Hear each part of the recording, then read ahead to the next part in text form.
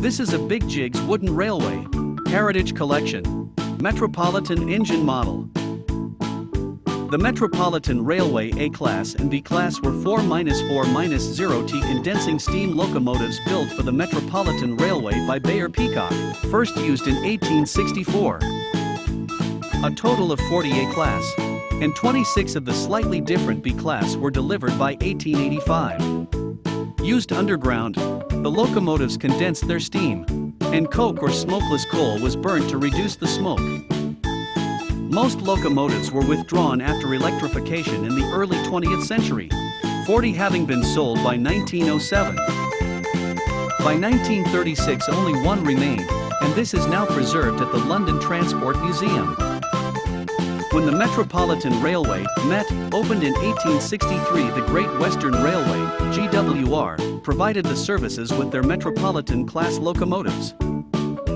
However, the GWR withdrew their services in August 1863, and the Met bought their own locomotives, which needed to condense as the line from Paddington to Farringdon was underground. A tender was received from Bayer Peacock of Manchester for building 18 locomotives at £2,600 each that would be available in 6 months. The design of the locomotives is frequently attributed to the Metropolitan engineer John Fowler, but the design was a development of a locomotive buyers had built for the Spanish Tudela and Bilbao Railway, Fowler only specifying the driving wheel diameter, axle weight and the ability to navigate sharp curves. The 4-4-0T locomotives delivered in 1864 had 16 in x 20 in, 406 mm x 508 mm cylinders, 5 feet 0 plus 1/2 inch, 1.537 m diameter driving wheels, and weighed 42-ton 3 CWT in working order. The boiler pressure was 120 psi, 830 kilopascals. The front wheels were on a Bissell truck and fitted with 40 cubic feet, 1.1 cubic meters, bunker. As they were intended for an underground railway, the locomotives did not have cabs, just a simple spectacle plate.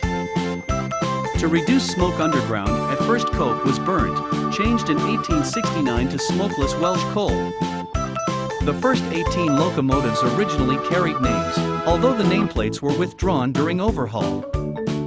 They were namely 1 Jupiter, 2 Mars, 3 Juno, 4 Mercury, 5 Apollo, 6 Medusa, 7 Orion, 8 Pluto, 9 Minerva, 10 Cerberus, 11 Latona, 12 Cyclops, 13 Daphne, 14 Dido, 15 Aurora, 16 Achilles, 17 Ixion, and 18 Hercules. These were followed by 5 more each year from 1866 to 1868, and 6 in 1869.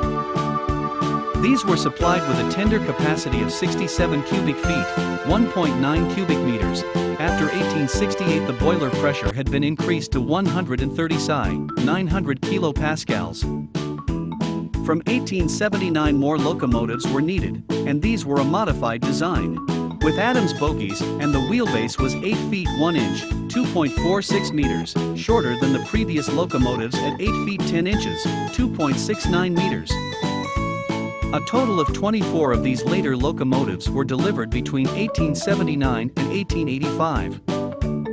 The locomotives were numbered in sequence as they arrived, and in 1925 the locomotives built before 1870 were classified as a class and those built after 1879 as B-class.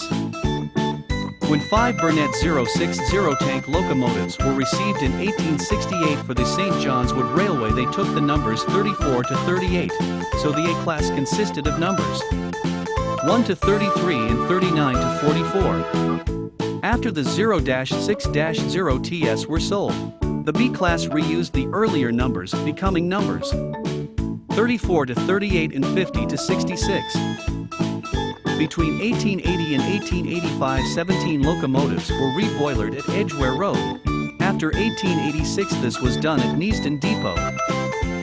At Neasden boiler pressure was increased to 150 pounds per square inch, 1,000 kilopascals, and after 1890 for the wheel diameter was increased to 5 feet 10 inches, 1.78 meters, and the cylinders increased to 17 plus 1/2 inches, 440 millimeters. cabs were fitted after 1895, although these became too hot when working in tunnels, and were not popular with crews. Braking coupling rods were a cause of accidents in 1873. In 1884 and in 1885 the cross-section was increased. The problem was eventually solved in 1893 when the original Allen motion was replaced by a Gibson and Lilly link motion, this being fitted to all locomotives by 1896. In 1898 No. 62 was experimentally fitted to burn oil, but oil of the right quality for underground use was too expensive.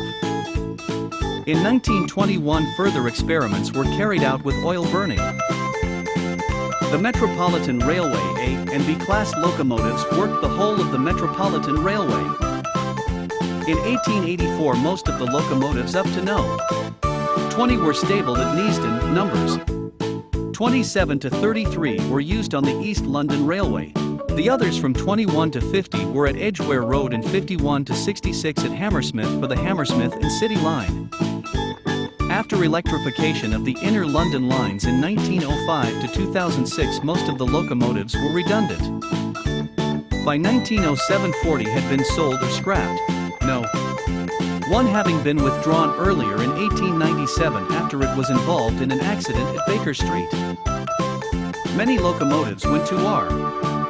Fraser and Sons for scrap by 1914, 13 locomotives having been retained for shunting, departmental work and working trains over the Brill Tramway.